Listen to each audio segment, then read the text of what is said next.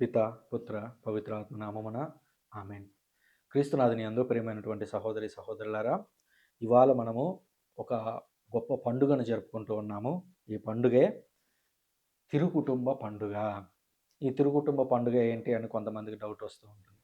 తిరు అనేటువంటి పదానికి అర్థం మంచి, పవిత్రమైన అని అర్థం. పవిత్రమైన కుటుంబం యొక్క పండుగను చేసుకుంటున్నాం. మరి ఈ పవిత్రమైన కుటుంబం ఎవరిది? మీకందరికీ ఈ ప్రశ్న. పవిత్రమైన తిరుకుటుంబం అంటే ఎవరిది? మీరు కామెంట్ ద్వారా నాకు తెలియజేయండి. అలాగే తెలియనటువంటి వాళ్ళకు కూడా ఈ పండుగ ఏమిటి అనేది మీ మాటల్లో ఇతరులకి తెలియజేయండి. ఇక ఈ తిరుకుటుంబము అనంటే మనందరికీ తెలుసు. జేఎంజే అని పిలుస్తూ ఉంటారు. యేసుక్రీస్తు, మరియమ్మ, యోసేపు. Jesus, Mary, Joseph. సో, ఈ కుటుంబాన్ని మనము తిరుకుటుంబము అని పిలుస్తూ ఉంటాము. మీకిక్కడ ఒక ప్రశ్న. తిరుకుటుంబంలో మీకు బాగా నచ్చినటువంటి అంశం ఏమిటి? తిరుకుటుంబంలో నాకు బాగా నచ్చినటువంటి అంశం ఏమిటంటే, వాళ్ళ ముగ్గురి మధ్య కోఆర్డినేషన్. యేసుక్రీస్తు, మరియ తల్లి, జోసప్ప. వారి ముగ్గురి మధ్య ఉన్నటువంటి కోఆర్డినేషన్ అంటే నాకెంతో ఇష్టం. ఎందుకంటే ఆహ్, జోసప్ప గారు మరియ తల్లిని ఎంతగానో అర్థం చేసుకున్నారు దేవుని దగ్గర నుంచి సందేశం వచ్చిన తర్వాత. మరియమ్మ గారు, యోహాను గారు లేచి పద మనం ఇంక బయలుదేరాలి. ఆ! రాజు మనల్ని చంపాలనుకుంటున్నాడు బిడ్డని అనంగాల్నే మరియ తల్లి ఏ పరిస్థితిలో ఉందో తెలీదు. బిడ్డనెత్తుకొని సంకలో పెట్టుకొని ఈజిప్ట్‌కు వెళ్ళిపోవడం. అంటే మరియ తల్లి ఆయనకి ఎదురు చెప్పట్లేదు. ఆయనేమో ఆయన ఎప్పుడు గూడా బాలయేసును కాపాడాలి అనేటువంటి ఆలోచనలోనే పడిపోయాడు. ఇక యేసుక్రీస్తేమో స్వయాన తన తండ్రి చేసినటువంటి పనిని తన నెత్తి మీద వేసుకొని తల్లిని పోషించడం చెక్క పనివానిగా ఒక జీవితాన్ని జీవిస్తూ మనందరికీ గూడా ఒక మార్గదర్శిగా అనగా పుట్టినవాడు ఏదో ఒక పని జేయాలి. పని జేసి కుటుంబాన్ని పోషించాలి అని సూచిస్తున్నాడు. సో, ఆ విధంగా ముగ్గురి మధ్య ఉన్నటువంటి కోఆర్డినేషన్, వాళ్ళ మధ్య ఉన్నటువంటి అర్థం చేసుకునేటువంటి గుణం అంటే నాకెంతో ఇష్టం. మరి ఈ తిరు కుటుంబంలో మీకు నచ్చినటువంటి అంశం ఏమిటి అనేది నాకు కామెంట్ ద్వారా తెలియజేయండి. ఇక ఈ హోలీ ఫ్యామిలీ ఫీస్ట్ ఏదైతే ఉందో తిరుకుటుంబంలో మనకు 3 రీడింగ్స్ ఉన్నాయి. మొదటిది సీరాకు గ్రంథం నుంచి, రెండవది కొలస్సి, మూడవది మత్తయి సువార్త నుంచి. ఇందులో మొదటిది పరిశీలిద్దాము. సీరాకు ఇది ప్రొటెస్టెంట్ బైబిల్‌లో ఉండదు. మన కథోలిక బైబిల్‌లో మాత్రమే సీరా పుత్రుడైన యేసు జ్ఞాన గ్రంథము అని మనం చూస్తూ ఉంటాము. ఇది దాదాపు యేసుక్రీస్తు పుట్టడానికి ఒక 150, 200 ఏళ్ల క్రితం ఈ ఈ పుస్తకాన్ని రాశారు. ఈ పుస్తకాన్ని రాస్తున్నటువంటి నేపథ్యం ఏమిటనంటే మనం గతంలో చెప్పుకున్నట్లుగా యేసుక్రీస్తు రావడానికి ఒక 3, 400 సంవత్సరాల క్రితం అలెగ్జాండర్ అనేటువంటి రాజు గ్రీకు ప్రాంతం నుంచి బయలుదేరి ఆ ప్రాంతాలన్నింటిని జయించుకుంటూ వెళ్ళాడు. ఆ తర్వాత ఆయన రాజ్యం 4 ముక్కలైపోయింది. సెల్యూసిడ్ సామ్రాజ్యం కిందకి ఈ యెరూషలేము లేదా ఇజ్రాయెల్ అనేటువంటి ప్రాంతం కూడా వెళ్ళిపోయింది. దీనివల్ల ఆ గ్రీకు భాష అనేది ఈ ప్రాంతమంతా కూడా వ్యాప్తి చెందింది. దీనితో పాటుగా గ్రీక్‌కి ఒక ఫిలాసఫీ ఉంది. గొప్ప ఫిలాసఫీ అది. సో, ఈ ఈ సృష్టిలో అనగా లేదా అట్‌లీస్ట్ మన భౌతిక ప్రపంచంలో గొప్ప ఫిలాసఫీని క్రియేట్ చేసినటువంటి వ్యక్తులు ఎవరు అనంటే గ్రీకు తత్వవేత్తలు అని చెప్పొచ్చు. ఉదాహరణకి అరిస్టాటిలు, ప్లేటో ఇలాంటి వ్యక్తులందరూ గూడా గొప్ప సాహిత్యాన్ని అందించారు. ప్రస్తుతం ఉన్నటువంటి భౌతిక శాస్త్రానికి, ఫిజిక్స్‌కి మూలాధారాలు ఎక్కడున్నాయనంటే వాళ్ళ దగ్గరే ఉన్నాయి. సో, ఆ క్రెడిట్ వాళ్ళకి ఇవ్వాల్సిందే. సో, అంత గొప్ప జ్ఞానం వర్ధిల్లుతున్నటువంటి కాలం అని చెప్పొచ్చు. అంటే ఆనాటికి, ఈ రోజుతో పోల్చలేము. ఆనాటికి అంత గొప్ప జ్ఞానం వర్ధిల్లుతున్నటువంటి కాలం. అయితే ఆ సమాజంలో ఒక మైనస్ పాయింట్ ఉంది. అదేంటంటే వాళ్ళు ఆహ్, ఎల్డర్లీ పీపుల్‌కి పెద్ద వయసు ఉన్నటువంటి వాళ్ళకి విలువ ఇచ్చేటువంటి వాళ్ళు కాదు. వాళ్ళు యుద్ధాలు జేయాలి. యుద్ధాలు జేసేటువంటి వ్యక్తులు ఎవరైతే ఉంటారో, ఆ యుద్ధంలో పాల్గొనేటువంటి మంచి సైనికులు గ్రీక్ గాడ్స్ అని గూడా చెప్తూ ఉంటారు గదా! అంటే మంచి శరీర దారుఢ్యం ఉంటే. ఇప్పుడు బాలీవుడ్‌లో 'హృతిక్ రోషన్' అనేటువంటి వ్యక్తిని గ్రీక్ గాడ్ అని పిలుస్తుంటారు. ఎందుకంటే ఆయనకి కండలు తిరిగుంటది. ఆయనకి సిక్స్ ప్యాక్ ఉంటది. సో, అందువల్ల ఆయన్ని గ్రీక్ గాడ్ అని పిలుస్తూ ఉంటారు. అంటే ఇది జస్ట్ సినిమాలు చెప్పడం అని గాదు. నా ఉద్దేశ్యం ఏంటంటే వాళ్ళ కల్చర్ గురించి ఎక్స్‌ప్లెయిన్ చేయటం. సో, గ్రీకులో మంచి బాడీ ఉండి, మంచి యవ్వనంలో ఉంటే వాళ్ళను గొప్పవాళ్ళుగా కీర్తించేటువంటి సమాజం అది. సో, వాళ్ళకి టీచర్లుగా ఉన్నటువంటి వ్యక్తులని, ముసలి వాళ్ళని గౌరవించేవాళ్ళు గానీ, ఇక సామాన్యులు ముసలి వాళ్ళయ్యారనుకోండి, వాళ్ళని వదిలేయాలి. వాళ్ళని వాళ్ళని పట్టుకొని సమాజంలో ముందుకు తీసుకెళ్ళాలి. వాళ్ళు మనతో పాటు ఉండాల్సినటువంటి వాళ్ళు. ఇలాంటి భావన అక్కడ ఆ సామ్రాజ్యంలో ఆ ఫిలాసఫీలో అంతగా కనిపించేటువంటిది కాదు. అయితే ఆ నేపథ్యంలో శీరాపుత్రుడైనటువంటి యేసు మీరు ఆ గ్రీకు కల్చర్‌లో పడిపోవద్దు. మనము యోధులము. మనకంటూ ఒక కల్చర్ ఉంది. మీరు ఈ కల్చర్‌ని ఫాలో కావాలి అని చెబుతూ రాసినటువంటి మాటలే ఈనాడు మనం చదువుతున్నటువంటి రీడింగ్. ఇందులో మనం గమనించినట్లయితే రెండో వచనం నుంచి 14 వచనం వరకు 2-6, 12-14 చదువుతాను వినండి. బిడ్డలు తమ తండ్రిని గౌరవింపవలెను. తల్లికి బిడ్డల మీద హక్కును ప్రభువు కల్పించెను. తండ్రిని గౌరవించువాడు తన పాపములకు ప్రాయశ్చిత్తము చేసుకొనినట్లే, తల్లిని సన్మానించువాడు నిధిని చేకొనినట్లే, తండ్రిని సన్మానించు పుత్రుడు అతని పుత్రులు సంతోషపెట్టుదురు. అతని ప్రార్థనను దేవుడు ఆలించును. అంటే ఒక కుటుంబము గురించి, తండ్రి గురించి, ఇంట్లో ఉన్నటువంటి పెద్ద వయసు వాళ్ళ గురించి ఆనాటి రచయిత చెబుతున్నటువంటి మాటలివి. మీ తల్లిని, తండ్రిని అనాధారం చేయొద్దు. మీ తల్లిదండ్రులను నువ్వు ఎంత బాగా చూసుకోవాలి అనంటే, మీరు బాగా చూసుకుంటే దేవుడు మిమ్మల్ని దీవిస్తాడు. మీ పాపాలను మన్నిస్తాడు. తన తల్లిని బాగా చూసుకునేటువంటి వాడు నిధిని చేకొన్నట్లే. అంటే ఒక నిధి దొరికితే ఎంత ఆనందమైతే కలుగుతుందో, నీ తల్లిని సంతోషంగా చూసుకోవడం అనేది అంత గొప్ప విషయము. తండ్రిని ఆదరించువాడు దీర్ఘాయుష్మంతుడగును. తల్లిని సంతోషపెట్టువాడు దేవునికి విధేయుడైనట్లే. తండ్రిని సంతోషంగా ఉంచేలాగా చూసుకో. అప్పుడు ఆటోమేటిక్‌గా నీ యొక్క ఆయుష్కాలం అనేది పెరుగుతుంది. ఇంకా ఆయన మాట్లాడుతూ, "నాయనా వృద్ధుడైన నీ తండ్రిని బాగా చూసుకొనుము. అతడు జీవించి ఉన్నంత వరకు కష్టపెట్టకుము." మనము బిడ్డలుగా ఉన్నప్పటి నుంచి మనం యువకులుగా వచ్చే వరకు వాళ్ళు ఎంతో కష్టపడి మనకి అన్నం దగ్గర నుంచి ప్రతీది అవసరాన్ని తీర్చి మనల్ని పెంచి తీర్చిదిద్దారు గదా! ఇప్పుడు బాధ్యత నీ మీద పడింది. ఏమని? నీ తండ్రి మంచంలో పడి ఆయన పరలోకానికి చేరుకునే వరకు అది నీ బాధ్యత ఇప్పుడు. సో, చిన్నప్పటి నుంచి పెరిగే వరకు నిన్ను చూసుకున్నాడు. పెరిగిన దగ్గర నుంచి నీ తండ్రి తగ్గిపోయి పరలోకానికి చేరే వరకు అది నీ బాధ్యత. నువ్వు చూసుకోవాలి. అతనికి మతి తప్పినా నీవు ఆదరంతో చూడవలెను. ఒకవేళ నీ తండ్రి కొంచెం పిచ్చిగా ప్రవర్తించాడా? ఆయన వృద్ధాప్యం చేత లేదా ఆయనకున్నటువంటి వ్యసనాల చేత లేదా తల్లిదండ్రులకున్నటువంటి ఇరుకు ఇబ్బందుల చేత ఒకవేళ నిన్ను తక్కువగా చూసారా? అయినా కూడా నువ్వు వాళ్ళని మాత్రం మంచిగానే చూసుకోవాలి. నీవు బలముగా, ఆరోగ్యంగా ఉన్నావు గనక అతనిని అలక్ష్యం చేయొద్దు. నువ్వు బలంగా, ఆరోగ్యంగా ఉన్నావు కాబట్టి నువ్వు వాళ్ళని పోషించాలి. అంతే తప్ప కుటుంబాలను నేను విడదీసుకొని వెళ్ళిపోతాను. నా తల్లిని, నా తండ్రిని నేను పట్టించుకోనంటే కుదరదు. నీకు మీ తల్లిదండ్రులతో లేదా ఇంట్లో వాళ్ళతో ఏమన్నా గొడవలొచ్చుండొచ్చు. కానీ వాళ్ళతో నువ్వు సంబంధాలు కలిగే ఉండాలి. వాళ్ళని చివరి వరకు నువ్వు చూసుకోవాలి. వాళ్ళకి అవసరమైనటువంటి డబ్బులు సమయానికి అందించాలి. వాళ్ళకు 3 పూటలా తిండి పెట్టేటువంటి ఏర్పాటు నువ్వు చూసుకోవాలి. సో, ఈ బాధ్యతలన్నీ నీ మీద ఉంటాయి. నీకు వాళ్ళు నచ్చకపోవచ్చు దగ్గరుంచుకో. సో, ప్రతీదీ ప్రేమతోనే చేయాలని లేదు. కొన్నిసార్లు అది మన బాధ్యత గూడా. సో, నీకు వాళ్ళ మీద ప్రేమ లేదు. సరే వాళ్ళు ఇంకొకరిని ఎక్కువగా ప్రేమించారు. నీకు ఆస్తులు ఇవ్వలేదు. పోనీ వదిలేయి. వాళ్ళ వాళ్ళ జీవితంలో వాళ్ళు తీసుకున్నటువంటి నిర్ణయాలు వాళ్ళతోనే పోనీ. కానీ నువ్వు మాత్రం వాళ్ళకి 3 పూటల తిండి పెట్టు. వాళ్ళు అడిగిన దానికి సరేనమ్మా, సరే నాన్న నేను చేస్తానది అని చెప్పు. కోపతాపాలు ప్రతి కుటుంబంలోనూ ఉంటాయి. ప్రతి చోట అరుచుకుంటారు.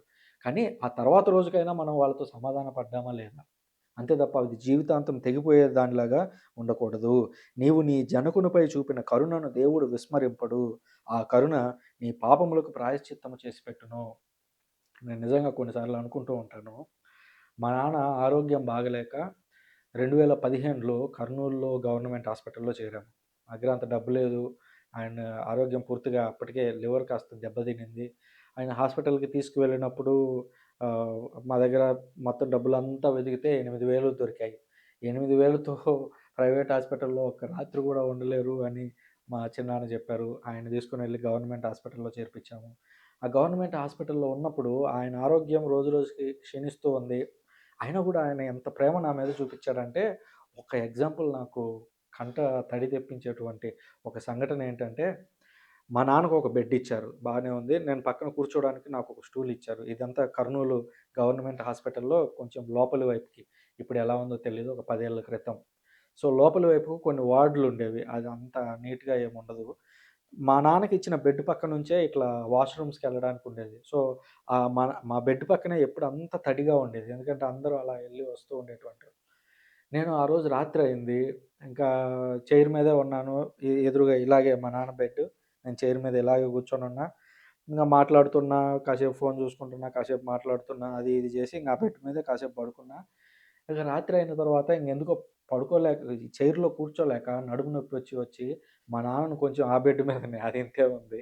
మా నాన్నను కొంచెం అటు జరిపి నేను ఆయన పక్కన పడుకున్నా. అది ఇద్దరికి సరిపోదు. ఇద్దరూ సైడ్‌కి పడుకుంటేనే సరిపోతుందది. ఇంక అంతకు మించి స్పేస్ లేదది. మా నాన్న పేషెంటు. నేను బ్రహ్మాండంగున్నా. నేను కూర్చోడానికో, లేదా కింద పడుకోవడానికో నామోషి అయ్యి మా నాన్న పక్కన పడుకున్నా. కానీ తెల్లారి లేచి చూసిన తర్వాత నాకు నిజంగా ఏడుపొచ్చింది. తెల్లారి లేచేసరికి ఏమైందంటే, మా నాన్న ఒక చిన్న శాలువ ఆ కింద బెడ్ పక్కనే యేసుకొని, ఆయన కింద పడుకొనున్నాడు. నేను పైన పేషెంట్‌లాగా పైన పడుకొనున్నా. నేను కిందెందుకు పడుకోలేదంటే, అక్కడంతా వాష్‌రూమ్‌కెళ్ళే దారి అక్కడే ఉంది. అంత తడిగా ఉంది. జనాలు తిరుగుతున్నారు. నేను ఒక రకంగా చెప్పాలంటే అదొక రొచ్చులాగా అనుకోండి వాసనొచ్చేటువంటి ప్రాంతం. నేనక్కడ పడుకోవడానికి నాకు నచ్చలేదు. కానీ మా నాన్న అక్కడికి దిగి ఆయనెళ్లి పడుకున్నాడు కింద. ఆయన ఒక టీచరు. ఆయన ఒక ప్రధానోపాధ్యాయుడు, హెడ్ మాస్టరు.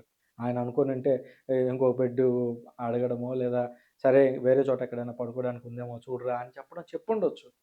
కానీ ఆయన అవేం చూజ్ చేసుకోలేదు.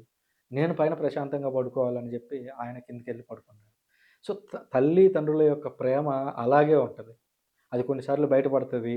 అది మనం గుర్తించే సమయానికి అది దాటిపోయి ఉంటాం. ఈవెన్ మా నాన్నని కూడా ఆ రోజు కోల్పోయాము. మా నాన్న ఆత్మ కొరకు గూడా మీ అందరూ ప్రార్థించండి. సో, నీవు నీ జనకుని మీద చూపించినటువంటి కరుణను దేవుడు విస్మరింపడు. దేవుడు నన్నింత దీవించడానికి 2015 ఆ టైంలో ఒక ఒక 10, 15 రోజులు హాస్పిటల్‌లో ఉన్నాము. ఆ 10, 15 రోజుల్లో నేను మా నాన్నని ఎంత బాగా చూసుకున్నా అంటే అప్పటి వరకు మేమిద్దరం అరుచుకునేవాళ్ళము, కొన్నిసార్లు తిట్టుకునేవాళ్ళం అట్లాంటి పరిస్థితులుండేవి. కానీ హాస్పిటల్‌లో ఉన్నప్పుడు ఆహ్, వ బాగా పౌడర్ పూసి, ఆయనకు దువ్వి మంచి వస్త్రాలేసి అంతా బ్రహ్మాండంగా చూసుకున్నా 10, 15 రోజులు మాత్రం. అంతకుముందు ఎప్పుడు అంత బాగా చూసుకున్న పరిస్థితులు లేవు. 10, 15 రోజులు చూసుకున్నాను. బహుశా దేవుడు అప్పుడు చూసాడు. నిజంగా మనస్ఫూర్తిగా ఆయనకి ఎన్ని సేవలు జేయాలో, ఒక పసిపిల్లాడికి ఎన్ని సేవలైతే చేయాలో, మా నాన్నకి దాదాపుగా 10, 15 రోజులు అన్ని సేవలు నేనే జేశాను నా చేతుల మీదుగా. కానీ ఆయన్ని కాపాడుకోలేకపోయాము. సో, ఆ కరుణని దేవుడు నిజంగా విస్మరించలేదు. ఈ రోజుకి నా వెంట ఉంటూ నన్ను నడిపిస్తున్నాడు. నన్నింతగా దీవించడానికి నేను తెలిసో తెలియకో తెలిసేలే ఏ పాపం తెలియకుండా చేస్తాం మనం. తెలిసే చేస్తుంటాను పాపాలు. తెలిసినప్పుడు కూడా దేవుడు ఓపికతో ఎందుకు క్షమిస్తాడు అనంటే బహుశా ఇదే కారణమని చెప్తాను. నేను నా తండ్రి మీద చూపించినటువంటి ప్రేమ. సో, మీరు గూడా మీ తల్లిదండ్రులని వదిలిపెట్టొద్దు. కొన్నిసార్లు కోపతాపాలు రావచ్చు. సరే ఒక వారం మాట్లాడడం మానేయండి. ఒక 10 రోజులు మాట్లాడడం మానేయండి. ఒక నెల మానేయండి. కానీ రెండో నెలకో, మూడో నెలకో మనం వెళ్ళి మరలా వాళ్ళతో మాట్లాడాలి. వాళ్ళ యొక్క అవసరాలు తీర్చాలి. అది మన యొక్క బాధ్యత. ఇది కుటుంబం గురించి మాట్లాడుతున్నటువంటి సందర్భం. కొంతమంది వ్యక్తులు మీరు తండ్రి మీద కరుణ చూపిస్తే చాలు మీ పాపాలు పోతాయి అని కొంతమంది కథోలికులని విమర్శిస్తుంటారు, వెక్కిరిస్తుంటారు. యేసుక్రీస్తే చెప్పాడు గదయ్యా! నీకు నీ సోదరుడి మీద మనస్పర్ధ ఉంటే నువ్వు తెచ్చిన కానుకను ముందు బలిపీఠం ముందు పెట్టి, నువ్వు ముందు పోయి అతనితో ప్రాయశ్చిత్తం చేసుకొని అతనితో సమాధానపడి అప్పుడు రా, అప్పుడు నేను నీ బలిని అంగీకరిస్తానని చెప్పాడు దేవుడు. కాబట్టి మన తల్లిదండ్రుల పట్ల చూపించేటువంటి ప్రేమ, వాళ్ళతో మనకున్నటువంటి సంబంధ బాంధవ్యాలను దేవుడు పరిగణలోకి తీసుకుంటారు. సో, తల్లిదండ్రుల మీద చూపించేటువంటి ప్రేమను దేవుడు ఎప్పుడు కూడా విస్మరింపడు. అదొక్కటి మాత్రం ఎప్పుడు గుర్తుంచుకోండి. ఇక రెండవ రీడింగ్ పునీత పౌలు గారు కొలస్సీయులకు రాసినటువంటి లేఖ, మూడవ అధ్యాయము 12-21 వచనాలు. ఇందులో గూడా కుటుంబము అనేటువంటి నేపథ్యంలోనికి సంబంధించినటువంటి మాటలను పౌలు గారు మాట్లాడుతున్నారు. దాన్ని ఈ పండుగలోకి కథోలిక శ్రీ సభ ఇంక్లూడ్ చేసి, ఒకవైపు శ్రీ సభతోనూ, మరొక వైపు కుటుంబంతోనూ మనం ఎలా జీవించాలి అనే విషయాన్ని పౌలు గారు మనకి వివరిస్తున్నారు. మీరు దేవునిచే ఎన్నుకొనబడినటువంటి ప్రజలు. ఆయనకు పరిశుద్ధులను, ప్రియులను అయినటువంటి వారు. కాబట్టి మీరు దయ, కనికరము, వినయము, సాత్వికము, ఓర్పును అలవరుచుకొనుడు. మనం క్రైస్తవులము అని చెప్పాలంటేనే మనకి ఈ లక్షణాలుండాలి. దయ, కనికరము, వినయము, సాత్వికత, ఓర్పు. ఇవి లేకుండా మేము క్రైస్తవులము అని చెప్పడానికి వీల్లేదు. రోడ్డు మీదకి వెళ్లి కత్తులు పట్టుకొని, "ఏమిరా మాకున్నటువంటి హక్కులను కాలరాస్తావా? హక్కుల కొరకు పోరాడతాము శాంతియుతంగా. అంతే తప్ప కత్తులు తీసుకొని వేరే వాళ్ళ మీదకి దాడులు చేస్తాము. దుకాణాల మీద దాడి చేస్తాము" అని అలాంటి విశ్వాసం కాదు మనది. శాంతియుతంగా గాంధీ గారిలాగా హక్కుల కొరకు పోరాడతాము, వాటిని సాధించుకుంటాం. అంతే తప్ప వయలెంట్‌గా కాదు. అంతా శాంతియుతంగానే మనము సాధించుకోవాలి. ఎవడైనను మరి ఒకని మీద ఏదో మనస్తాపం కలిగి ఉన్న యెడల ఒకనిని ఒకడు సహించుచు క్షమింపవలెను. మిమ్ములను ప్రభువు క్షమించినట్లుగానే మీరు ఒకరినొకరు క్షమింపవలెను. ఇది ఇక్కడ సహోదరుల గురించి మాట్లాడుతూ ఉంది. కుటుంబము. మొదటి రీడింగ్‌లో మనం చూసిందల్లా కూడా తల్లి, తండ్రి. ఇక్కడికొచ్చేసరికి పౌలు గారు చెప్తున్నారు, మీ సహోదరులందరూ, సహోదరులు అంటే ఎవరు? కేవలం ఒక ఉదరంలో పుట్టినటువంటి వాళ్ళు మాత్రమే కాదు. మన తోడు ఉన్నటువంటి ప్రతి ఒక్కరు గూడా, మన చుట్టూ ఉన్నటువంటి ప్రతి ఒక్కరు గూడా మనకి సహోదరులే. వాళ్ళందరూ చేసేటువంటి తప్పులని తెలుసో తెలియకో, తెలిసే చేస్తారులెండి. ఈ రోజుల్లో తెలియకుండా ఎవరు చేస్తారు? ఎక్కడో ఒకటో రెండో ఉంటాయని. సో, వాళ్ళందరిని గూడా మనం క్షమించి తీరవలసిందే. క్రీస్తు ప్రసాదించటి శాంతి మీ హృదయములను పరిపాలింపనిండు. ఏలైన ఈ శాంతి కొరకే మీరు ఒక్క శరీరముగా పిలువబడితిరి. కనుక కృతజ్ఞులై ఉండుడు. క్రీస్తు శాంతి ఎల్లప్పుడూ మనతో ఉండాలి. దివ్యబలి పూజలో కూడా ఇది మనం చెబుతాము. శాంతి సమాధానాలు మీ అందరితో ఉండును గాక అని ఆ గురువు చెప్పినప్పుడు మీతో ఉండును గాక, మీతో ఉండును గాక అని వెనక్కి తిరిగి, ముందుకు తిరిగి మీకు శాంతి ఉండాలి, మీ కుటుంబంలో శాంతి ఉండాలని మనం చెప్పడం మనం చూస్తాం. కొంతమంది ఏదో గోడల వైపు తిరిగి ఇట్ట తలకాయ ఉంచుతారు. అది గాదు. శాంతి సమాధానం మీతో ఉండును గాక అని ఆ సమయంలో దివ్యబలి పూజలో మనం చెబుతాము. కాబట్టి క్రీస్తు సందేశం మన హృదయంలో ఉండాలి. మన హృదయంలో క్రీస్తు సందేశం ఉంటే ఏమవుతుంది? క్రీస్తు అనేటువంటి శరీరంలో మనమందరము ఒకే భాగస్థులుగా ఉంటాము. ఒకరినొకరు క్షమించుకుంటాము. ఒకరి పట్ల ఒకరము ఓర్పును చూపిస్తాము. కనికరాన్ని చూపిస్తాము. వాళ్ళందరూ ఏక శరీరంగా ఉండటానికి మనము ప్రయత్నం చేస్తాము. మీరు చేసేటి ప్రతి కార్యమును, మీరు చెప్పెడి ప్రతి మాటను తండ్రి అయిన దేవునకు యేసు ప్రభువు ద్వారా మీరు కృతజ్ఞతలు తెలుపుచు ఆ ప్రభువు పేరిట చేయవలెను. మీరు ఏది చేసినా సరే, పండుగలు చేస్తారా? లేదంటే ఏదన్నా ఒక పనిని ప్రారంభిస్తారా? లేదా ఆల్రెడీ జరుగుతున్నటువంటి పనిలో దేవునికి కృతజ్ఞతలు తెలియజేస్తారా? మీరు ఏది చేసినా సరే అది యేసుక్రీస్తు ద్వారా తండ్రి అయినటువంటి దేవునికి కృతజ్ఞతలు చెబుతూ చేయాలి. అంతేకాదు, భార్యలారా మీరు భర్తలకు విధేయులుగా ఉండుడు. మరియ తల్లి ఏ విధంగా అయితే యోసేపు గారికి విధేయంగా ఉన్నదో, శ్రీ సభ ఏ విధంగా అయితే యేసుక్రీస్తుకు విధేయంగా ఉన్నదో, విశ్వాసులమైనటువంటి మనము మన బిషప్ గారికి ఏ విధంగా విధేయులమై ఉంటామో, ఈ విధేయత అనేటువంటి గుణాన్ని అలవరుచుకోవాలి. విధేయత లేనటువంటి వాళ్ళందరూ ఎవరు? విధేయత లేనటువంటి వాళ్ళందరూ ప్రొటెస్టెంట్లు, వ్యతిరేకించేటువంటి వాళ్ళు. నా తండ్రికి నేను విధేయుడినై ఉండాలి. నేను కథోలికుడిని. లేదు, నా తండ్రికి ఎదురు తిరుగుతాను. అది ప్రొటెస్ట్ నిరసన తెలపటం. నేను శ్రీ సభకు ఎదురు తిరుగుతాను. అదొక ప్రొటెస్ట్. అంటే కుటుంబంలో ఎదురు తిరగడం అనేది ఉండకూడదు. పెద్దవాళ్ళకి పిల్లలు ఎప్పుడు కూడా లోబడే ఉండాలి.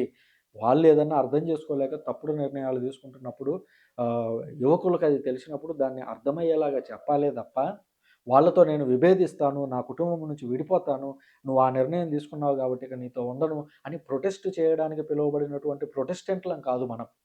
మనమందరం ఎవరమనంటే విధేయత చూపించేటువంటి కథోలికులము అని ఎల్లప్పుడూ గుర్తుంచుకోవాలి. బిడ్డలారా, మీరు మీ తల్లిదండ్రులకు అన్ని విషయంలోనూ విధేయులై ఉండాలి మీరు. మరి యేసుక్రీస్తే స్వయాన మరియ తల్లికి విధేయుడై ఉన్నాడు. యేసుక్రీస్తు జోజప్ప గారికి విధేయుడై ఉన్నాడు. జోజప్పకు మరియ తల్లి విధేయురాలై ఉంది. ఈ తిరుకుటుంబ పండుగ నేర్పేటువంటి సత్యం ఇదే. ఆ తిరుకుటుంబమే మన కుటుంబంలో ప్రతిబింబించాలి. మన కుటుంబం కూడా ఒక తిరుకుటుంబంలాగా మారాలి. ప్రతి కుటుంబము ఒక తిరుకుటుంబంలాగా మారితే అసలు ఈ ప్రపంచంలో ఇక సమస్యలెక్కడుంటాయి? ప్రతి కుటుంబము తిరుకుటుంబంలా మారడానికి ప్రయత్నం చేయాలి. తల్లిదండ్రులారా, మీరు మీ పిల్లలకు కోపం పుట్టింపకుడు. తల్లిదండ్రులకు గూడా చెప్తున్నాడు. ఎందుకంటే తల్లిదండ్రులు కూడా తెలుసో తెలియకో తప్పులు చేస్తారు. వాళ్ళకి అనుభవం ఉండుండొచ్చు.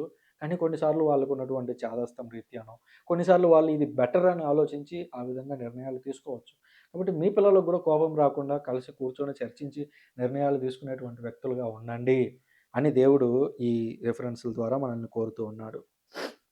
ఇక సువార్త రీడింగ్‌ని చూసినట్లయితే మత్తయి సువార్త 2వ అధ్యాయము 13-15 వచనాలు, 19-23 వచనాలు. ఇక్కడ తిరుకుటుంబం ఎదుర్కొన్నటువంటి ఒక సమస్య గురించి దేవుడు ఇక్కడ మాట్లాడుతూ ఉన్నాడు. వారు వెళ్ళిన పిదప ప్రభువు దూత యోసేపునకు కలలో కనిపించి, శిశువును చంపుటకు హేరోదు వెదకబోచున్నాడు. కావున నీవు లేచి బిడ్డను తల్లిని తీసుకుని ఐగుప్తునకు పారిపోయి నేను చెప్పు వరకు అచటనే ఉండుము అని ఆదేశించాను. ఈ జ్ఞానులొచ్చారు, బాగానే ఆరాధించారు, వెళ్ళిపోయారు. జ్ఞానులు రావడమే కాదు, వాళ్ళొక సమస్య కూడా తీసుకొనొచ్చారు. ఏం సమస్య? ఈ జ్ఞానులు యేసుక్రీస్తు పుట్టుక గురించి తీసుకొని పోయి హేరోదు రాజుకి చెప్పారు. సో, హేరోదు ద్వారా ఒక ప్రమాదం అనేది ఇప్పుడు రాబోతుంది. ప్రమాదం రాబోతున్నప్పుడు దేవుడు దేవదూత ద్వారా యోసేపును హెచ్చరించాడు. దేవదూత ద్వారా యోసేపుని హెచ్చరిస్తే అప్పుడేం చేశాడో చూడండి. అంతటా యోసేపు లేచి ఆ బిడ్డను, తల్లిని తీసుకొని ఆ రాత్రి యందు ఐగుప్తునకు వెళ్ళి దేశం గాని దేశం వెళ్తున్నాడు. అప్పుడు మరే తల్లి ప్లేస్‌లో ఇంకొకరుంటే ఏమయ్యేది? ఒకవేళ నేనే ఆ ప్లేస్‌లో ఉండుంటే, అంటే స్త్రీ స్థానంలో నేను పుట్టుండి ఆ రోజు అక్కడ నేను ఉండుంటే ఏం చేసేవాడిని? ఏందయ్యా నీకు బుద్ధుందా లేదా? టైం చూడు అర్ధరాత్రి 12 అయింది. ఎవడో వస్తాడు చంపుతాడు అంటున్నావు. చుట్టూ చూస్తే చీకటుంది. ఎవడొస్తాడు? ఈ టైంలో అవసరమా? పొద్దున్నే 5 గంటలకు బయలుదేరదాంలే. పొద్దున్నే 6కి బయలుదేరదాంలే. లేకపోతే తెల్లవారుజామునే బయలుదేరదాంలే చీకట్లోనే. ఇప్పుడైతే పడుకుందాం అని అడ్డం చెప్పేటువంటి వ్యక్తులుగా ఉంటారు భార్యలు. కానీ ఇక్కడేం జరుగుతుంది? యోసేపు గారు ఎవరికి లోబడ్డారు? దేవదూతకు లోబడ్డారు. దేవదూత ఎవరికి? అల్టిమేట్‌గా దేవునికి. దేవుడు దేవదూతకు చెప్తే దేవదూత లోబడి దాన్ని యోసేపు గారికి చెప్తే యోసేపు గారు ఆ మాటకు లోబడి బిడ్డను, తల్లిని తీసుకువెళ్ళడానికి మరియ తల్లికి ఆ విషయం చెప్తే మరియ తల్లి తిరిగి యోసేపు గారికి లోబడి ఆయన మాట ప్రకారం వెళ్ళి ఐగుప్తు చేరుకున్నారు. అంటే విధేయతే వాళ్ళను కాపాడింది. ఒకరి పట్ల ఒకరు వాళ్ళు చూపించినటువంటి విధేయతను బట్టి వాళ్ళు రక్షించబడ్డారు. అలాగే ఈరోజు మనం గూడా మన తల్లిదండ్రులకి, మన భార్యలైతే భర్తలకి, భర్తలైతే భార్యలకి వాళ్ళ వాళ్ళ అధికారాలని, వాళ్ళకున్నటువంటి పరిస్థితులను బట్టి భర్త అయితే ఇంటి బయట విషయాలను చూసుకుంటాడు. సో, భార్య ఇంటి బయట విషయాల్లో భర్తకు లోబడి ఉండాలి. భర్త వంట దగ్గరకొచ్చినప్పుడు లేదా ఇంట్లో పిల్లల్ని కంట్రోల్‌లో పెట్టాల్సొచ్చినప్పుడు భర్త అంతగా చేయలేనప్పుడు భార్య అక్కడ మేజర్ రోల్ తీసుకుంటది. ప్రతి చోట భార్య ఎళ్లి భర్తకు లోబడి ఉండాలనేది కాదు. వంట రూమ్ లేకపోయినప్పుడు భార్యకే లోబడి ఉండాలి భర్త. లేకపోతే ఏమైద్ది? అయితే ఉప్పు ఎక్కువైద్ది, లేదా కారం ఎక్కువైతది, లేదా తక్కువైతాయి. సో, వాళ్ళు ఆ పనిలో నిష్ణాతులై ఉండొచ్చు. సో, కాబట్టి అలా అర్థం చేసుకుంటూ ఒక విషయంలో వాళ్ళు పైనుంటారు. ఒక విషయంలో మనం పైనుంటాము. సో, అల్టిమేట్‌గా ఎక్కడో ఒక చోట ఒక లెవెల్ అయ్యేటువంటి స్థానాన్ని మనం వెతుక్కోవాలి. అంతే తప్ప భార్యలారా మీరు భర్తకు లోబడి ఉండుడు అనంగాల్నే భర్తలే ఇంగ రాజులు, భార్యలేం జేయడానికి లేదు. అది పొరపాటు. భార్యలకి బిడ్డల్ని పెంచడంలో వాళ్ళకున్నంత జ్ఞానము, వాళ్ళకున్నంత ఓపిక భర్తలకుంటదా అంటే ఉండకపోవచ్చు. భర్తలే కొన్ని విషయాల్లో బాగా ఓపికగా ఉండొచ్చు భార్యలతో పోలిస్తే.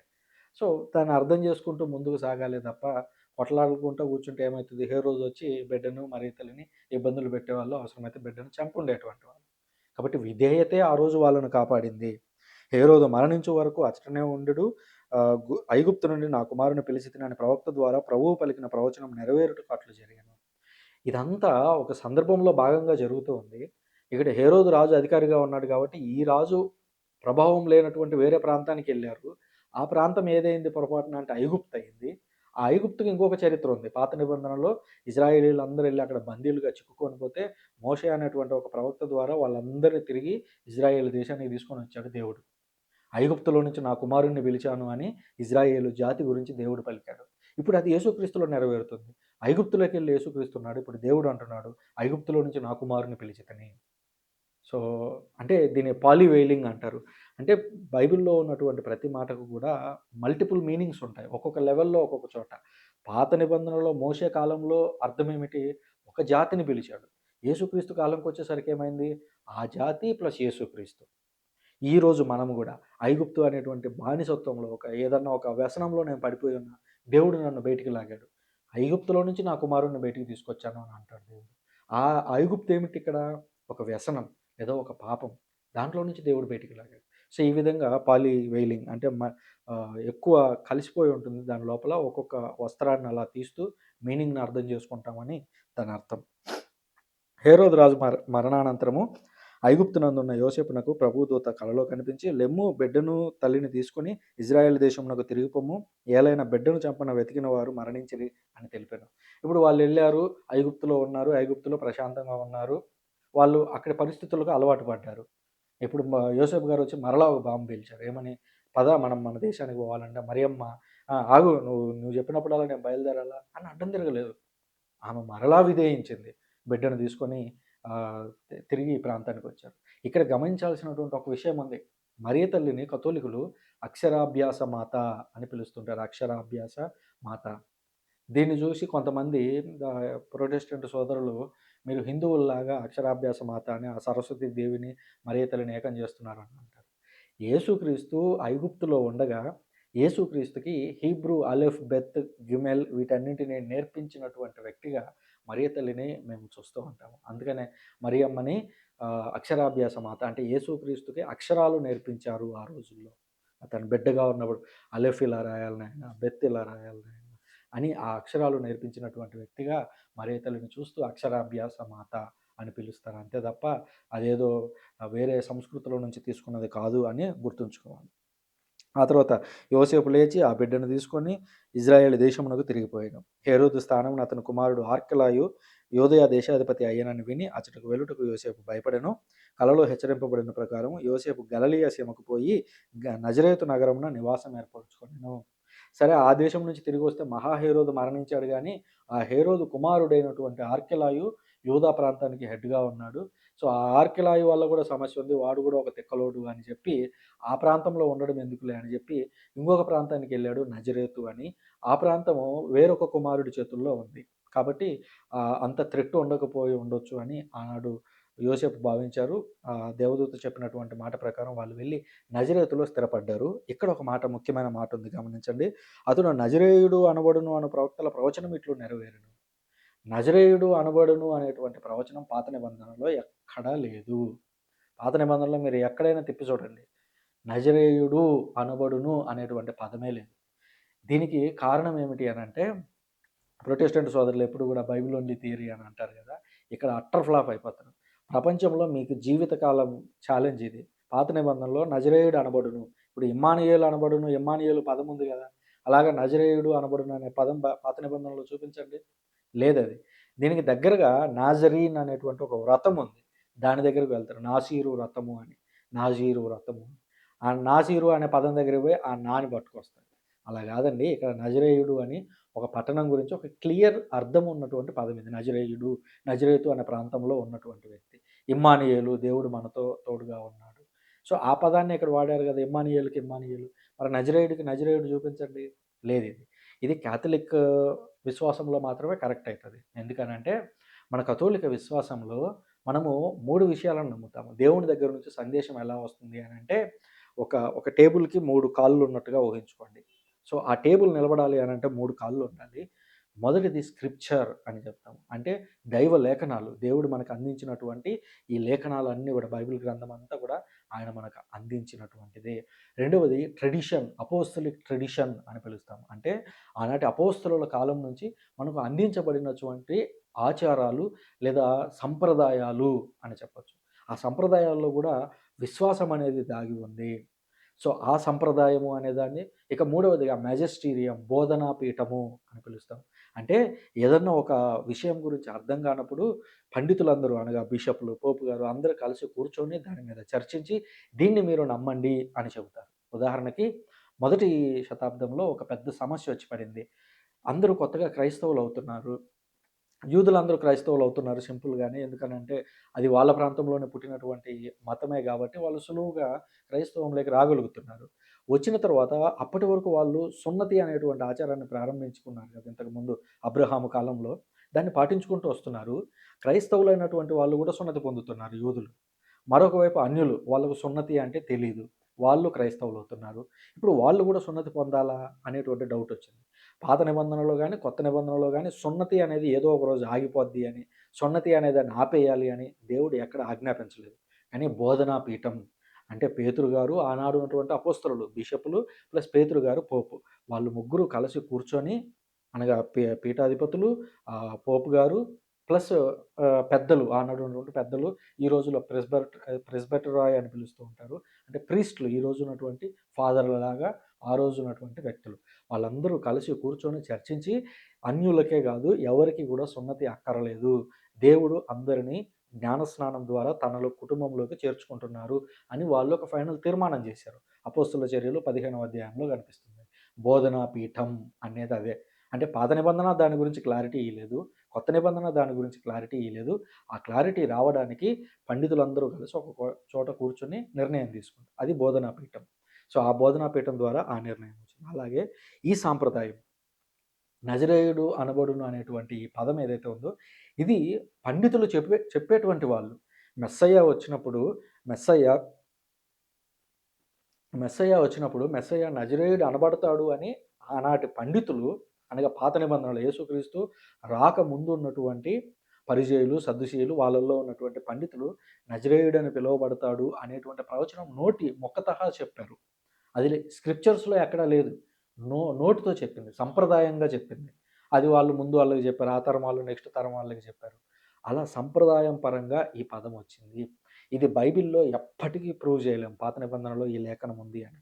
కేవలం అది సంప్రదాయంలోనే నెరవేరుతుంది. అందుకనే కథోలిక శ్రీ సభ ఒకవైపు స్క్రిప్చర్, మరొక వైపు సంప్రదాయం, ఇంకోవైపు బోధనా పీఠం. ఈ మూడిటి మీద ఉంది కాబట్టే మనం స్థిరంగా ఉంటాం. 2000 ఏళ్లుగా మనం ఒకే శ్రీ సభగా కలిసున్నాము. ఇదే 2000 ఏళ్ళు గాదు. కరెక్ట్‌గా ముగ్గురు, నలుగురు పాస్టర్‌లను ఒకే చోట 20 రోజులు కూర్చోబెట్టండి. ముగ్గురు, నలుగురిలో నుంచి కనీసం ఒక 10 సంఘాలు బయటకొస్తాయి. ఎందుకనంటే వాళ్ళకి ఈ 3 లేవు. కేవలం బైబిల్ అనేది పట్టుకున్నాడు. నాకు గనపడేది నిజం. ఇదే సత్యం అనుకుంటాడు. సో, ఇలాంటి నేపథ్యాలు ఉన్నటువంటి సందర్భంలో మనం గుర్తుంచుకోవాలి. మనమందరము ఒక కుటుంబం. మనమందరం ఒక కథోలిక కుటుంబం. మనమందరము దేవుని కుటుంబంలో భాగం. పేతురు గారు అంటారు గదా! మీరందరూ రాజరిక కుటుంబంలో పుట్టినటువంటి వాళ్ళు. మీరందరూ జ్ఞానస్నానం ద్వారా మీరు రాజు యొక్క కుటుంబంలో రాకుమారులుగా మారారు. ఎన్నుకొనబడినటువంటి జాతి మనము. కాబట్టి మన కథోలిక కుటుంబం యొక్క ఆ విశ్వాసాన్ని మనం అనుసరిద్దాము. ఏ విధంగా అయితే మరియ తల్లి యేసుక్రీస్తు యోసేపు గారికి లోబడ్డారు. యోసేపు దేవదూతకు లోబడ్డారు. దేవదూత దేవునికి లోబడ్డారు. అలాగే మనం కూడా మన కుటుంబాల్లో ఒకరికి ఒకరం లోబడి ఉండి, బిడ్డలైనప్పటికీ బిడ్డలకు వాళ్ళకున్నటువంటి జ్ఞానాన్ని బట్టి వాళ్ళకి నిర్ణయాలు తీసుకునేటువంటి అధికారాన్ని కల్పిస్తూ అందరం కలిసికట్టుగా ముందుకు సాగేటువంటి ప్రయత్నం చేద్దాం. ఇది శ్రీ సభలో కూడా కంప్లీట్‌గా నెరవేరినప్పుడే మనకు సమస్యలు రాకుండా ఉంటాయి అని గుర్తుంచుకుంటూ, మీ అందరికీ మరొకసారి తిరుకుటుంబ పండుగ శుభాకాంక్షలను తెలియజేస్తూ సెలవు తీసుకుంటున్నాను. వచ్చే వారం మరలా రీడింగ్స్‌తో మనం కలుద్దాం. పిత, పుత్ర, పవిత్రాత్మ నామమున ఆమేన్.